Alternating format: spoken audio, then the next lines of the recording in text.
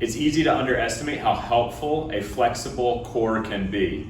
These exercises are not only going to help you stretch out the abs and get some of those back muscles activated, but it's also going to bring in some more mobility into the spine as well. First one we're going to do is T-spine wall rotation. At least that's what I'm calling it. So you're going to go up against the wall. If you do have knee problems or anything, it's good to have something under your knee. That's why I got the mat here. That way you're not on a hard floor. But you want the foot to be pressed against the wall, back knee 90 degrees, same as a front knee. The back knee does not have to be against the wall. You're gonna put your hands behind your head, and we're gonna do these each for a minute on the video. If you are able to get 15 in, that would be optimal. But you're gonna start with your hands behind your head, trying to get yourself to be against the wall as much as possible. Based on mobility, you might be able to touch the wall, maybe not. My left shoulder's a little janky, so it doesn't really get all the way back, but that's okay.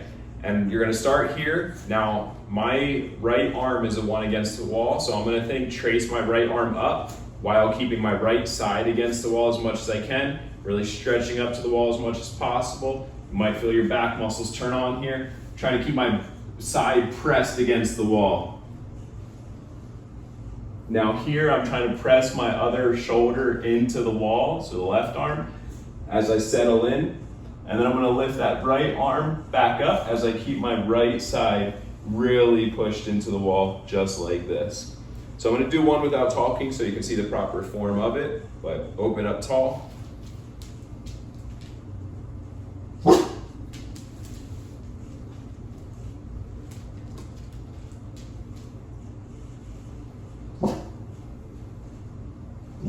And the key to this also is making sure those lower abs are staying engaged, so you're not flaring your butt out like this. Butt should be tucked under, so it's underneath the core.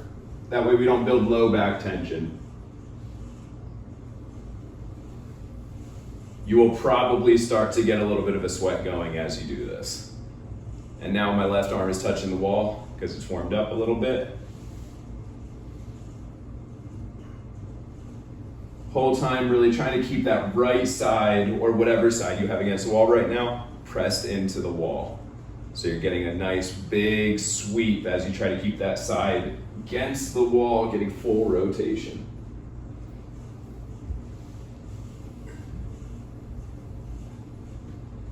And we'll go on to the other side. For the other side, it's the same setup. Just ignore my outlets. But my feet are still right under my knees here, foot is behind me, back leg is 90 degrees. I think I'm cut off a little bit in the screen, but doing the best I can with what I got. Hands behind the head, really opening up so you're flat against the wall, and then you're gonna press your side against the wall as you rotate. You can see there's a little gap forming. That's okay, but as I'm doing this, I'm trying to think chest into the wall as I turn. That's gonna make sure that I'm trying to really get as much rotation in the thoracic spine as I can. And why do we want that? Flexibility in the spine is good for preventing injury. And also as we get older, it helps keep the back from getting into anything outside, or I should say it helps us stay in optimal posture as well. So especially if we're on the phone a lot, your body, or in the computer, your body can start to isolate itself in the position it's most used to being in. So this is going to help keep us mobile so we can have good posture for the long term. As I mentioned before, ideally going for 15. I'm going to go for 2 more on this side.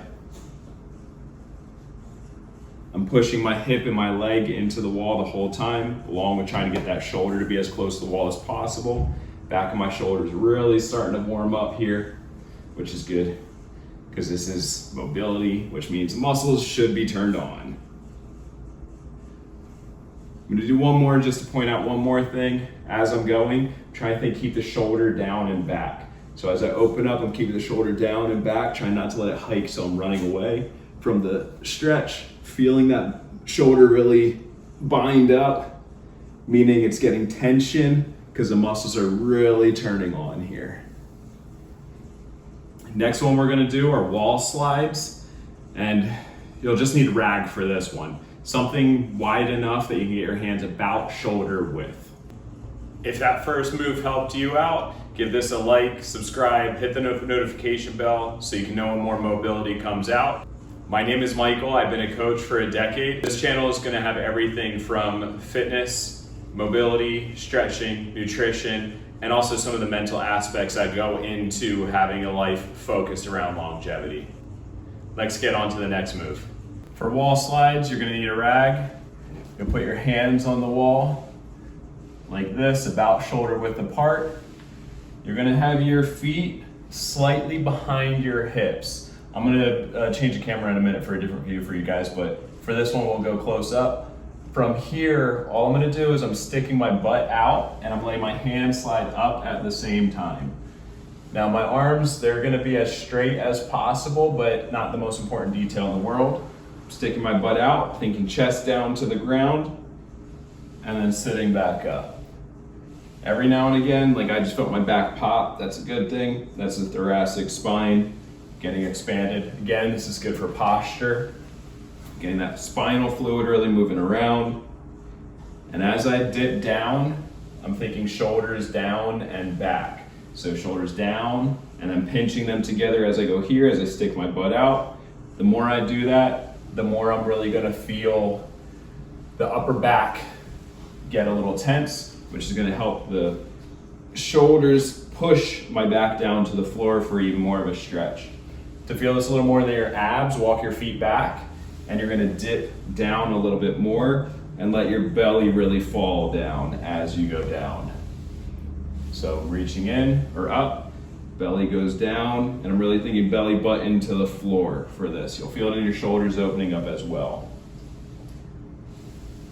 Now getting your abs for mobility specifically can sometimes be difficult, mostly because mobility is going to be around joints. The spine is a fairly long one, so there are many different ways to get it. I'm going to go into a different angle, but if you just did an ab workout, you'll feel that in your abs, trust me.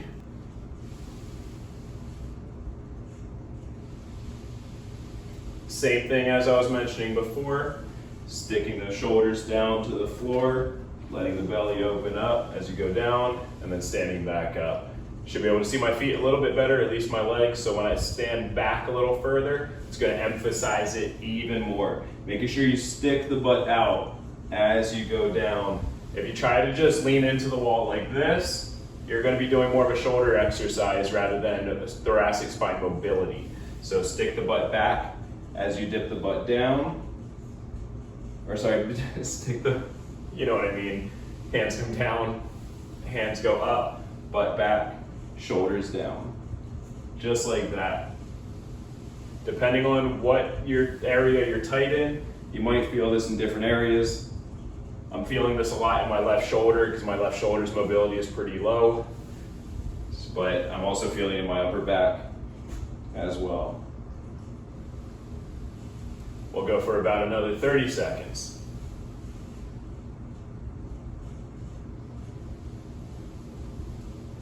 Bringing flexibility into the spine here. Especially good whether you're working on your feet all day or sitting in a chair. It's going to help keep a strong, stable back, less risk of injury since we're getting more mobility in there. So if you ever do fall, trip, or anything of that nature, more mobility you have, less likely you're going to hurt yourself.